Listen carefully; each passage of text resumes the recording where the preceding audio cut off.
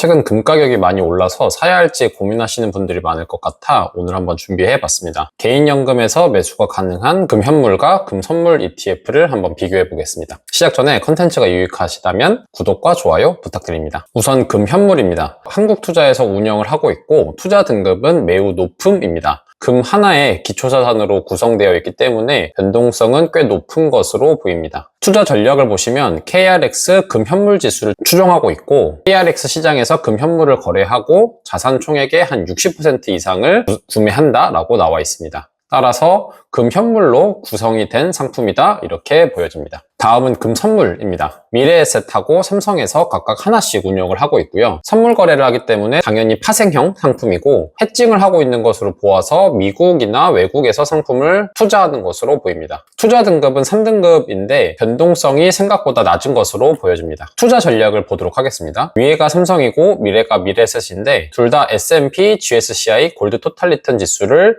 기초지수로 한다라고 나와 있고 미국에서 금 관련 장내 파생 상품을 거래하는 것으로 보여집니다. 금 선물 같은 경우는 선물을 거래하는 것이 아니기 때문에 롤오버 효과라는 게 발생을 하는데 미래에셋에서는 이렇게 설명을 해놨거든요. 콘텐고가 손실이고 백워데이션이 이익이라고 합니다. 우선 아주 간소하게 가정을 해서 설명을 드려보겠습니다. 콘텐고 상황일 때입니다. 근원물 가격보다 차월물 가격이 높을 때인데 현재 가격이 100이고 미래에 110이 확정적으로 된다고 가정을 해보겠습니다. 이 경우 선물 가격이 105로 결정이 된다라고 가정을 해보면 그 이유는 미래에 확정적으로 금 가격이 높아지면 선물을 파는 사람은 싸게 팔기가 싫을 거예요. 따라서 선물 가격이 현재 가격보다 좀 더 높아집니다. 이 경우 현물에 투자를 했을 경우에는 수익이 10이지만 선물을 구매해서 105에 샀기 때문에 실제로 수익은 5 정도로 제한이 되고 이거를 롤오버 효과다라고 이해해 주시면 됩니다. 반대로 백워데이션의 경우에는 현재 가격이 100인데 미래에 90으로 확정적으로 가격이 떨어진다라고 가정해 보겠습니다. 이 경우에는 선물 가격이 95로 결정이 된다라고 가정을 해볼 텐데 그 이유는 미래에 확정적으로 금 가격이 떨어지면 선물을 사는 사람은 비싸게 사고 싶지가 않을 거예요. 따라서 선물 가격이 하락합니다. 이 경우 현물을 구매했을 때는 손실이 10 정도가 발생하지만 롤오버 효과로 인해서 마이너스 5 정도로만 손실이 발생하고 이 경우에 실제로 5 정도 손실이 제한되는 것을 확인할 수 있습니다. 이렇게 선물 거래가 지속적으로 누적이 될 경우에 롤오버 효과로 인해서 손실과 수익이 모두 제한되고 현물을 거래했을 때보다는 변동성도 떨어지고 수익과 손실도 제한되는 형태로 운영이 될 수 있습니다. 이거를 롤오버 효과라고 이해해 주시면 좋을 것 같아요.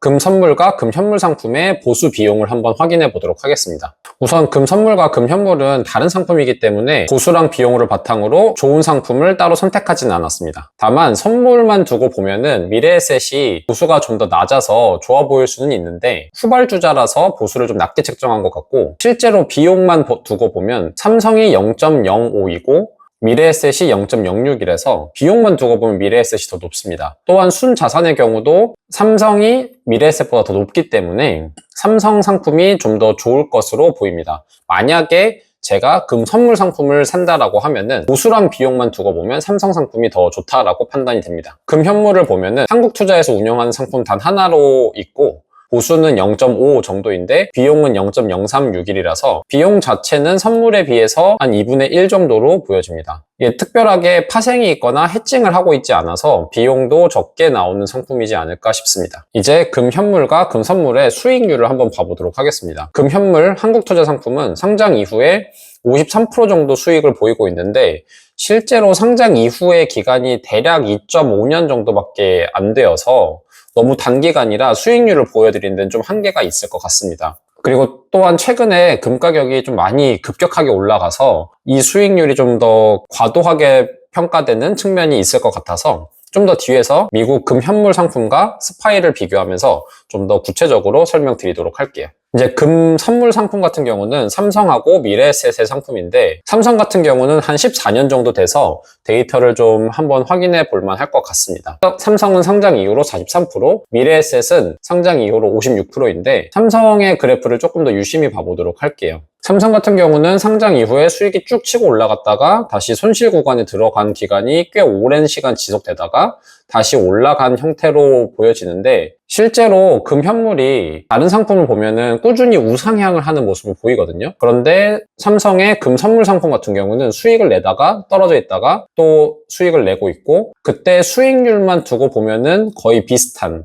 최대 수익률이 그래프로만 봤을 때도 거의 비슷하기 때문에 실제로 선물 상품이기 때문에 손실과 수익이 좀 제한된 형태로 운영이 되고 있는 것 같습니다. 개인 연금 투자를 할 때는 적립식 매수를 추천을 드리는데, 이러한 모습을 보이면 사실 적립식 매수가 메리트가 없어 보이거든요. 따라서 저는 개인 연금에 투자하기에는 좀 적합하지 않은 상품이다 라고 판단이 듭니다. 혹시 다른 의견이 있으신 분이 있다면 댓글로 알려주시면 감사하겠습니다. 앞에서 한국투자 상품이 오랜 기간 동안 운영되지가 않아서 수익률을 정확하게 보여드리는데 한계가 있어서 미국의 금 현물 상품인 GLD하고 스파이 상품을 한번 비교를 해보았습니다. 2005년도부터 현재까지의 데이터이고요.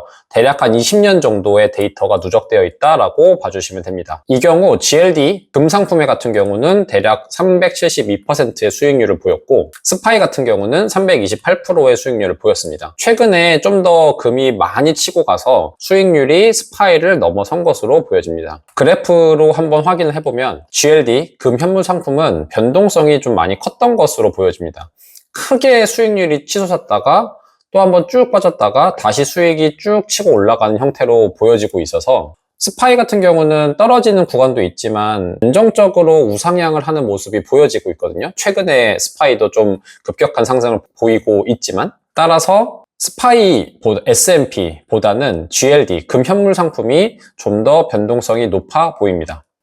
그리고 두 상품 간의 상관계수를 한번 보면은 스파이가 떨어질 때 GLD가 오를 때도 있고, 스파이가 꾸준히 오르는 경우에 오히려 GLD, 금 현물 상품이 하락 구간에 들어가고 있는 것을 보아서 상관계수는 좀 떨어지는 것으로 보입니다. 다만 최근에는 좀 동조화된 모습이 보여지고 있어서 경기 흐름에 따라서 서로 움직임의 방향이 다른 상품이다, 이렇게 보여집니다. 추가적으로 금에 투자를 하는 이유가 인플레이션을 해지하기 위해서라는 얘기도 있는데, 실제로 데이터를 봐보면 금리가 떨어졌던 시점인 2008년도 이후에 금 가격이 많이 올랐고, 또한 2020년 이후에 또 금 가격이 많이 올랐던 모습이 보여집니다. 따라서 금리가 떨어지고 인플레이션이 발생할 수 있는 시점에 금 가격이 빠르게 오르고 있는 걸 봐서 인플레이션을 해지하기 위함도 어느 정도 맞는 것 같습니다.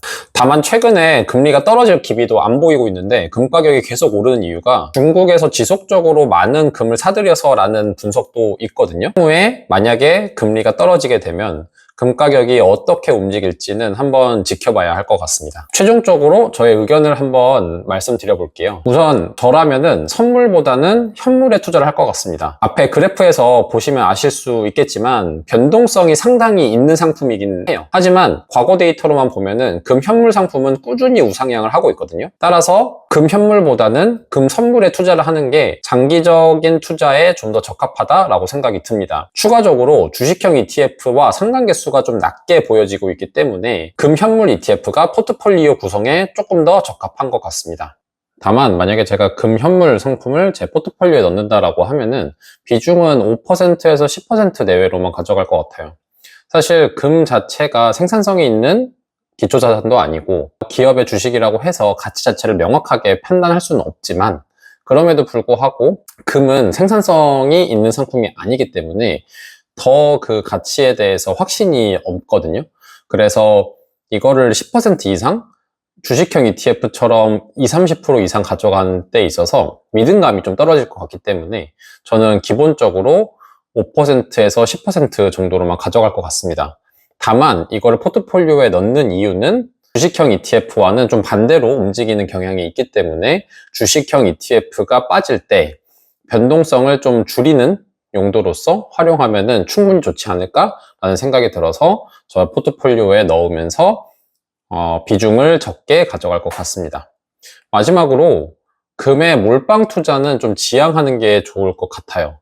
과거 데이터를 보면 아시겠지만 금 자체가 변동성도 높기 때문에 몰빵으로 투자를 하는 건 굉장히 위험하다라고 생각이 듭니다. 손실 구간에 들어갔을 때 손실 폭도 커질 수 있고 손실을 보고 있는 기간도 길어질 수가 있거든요.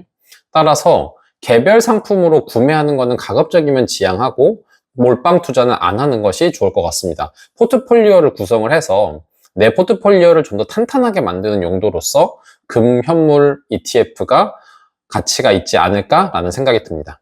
네, 오늘은 그럼 여기까지 진행을 하고 다음번에 더 좋은 상품으로 돌아오도록 하겠습니다. 감사합니다.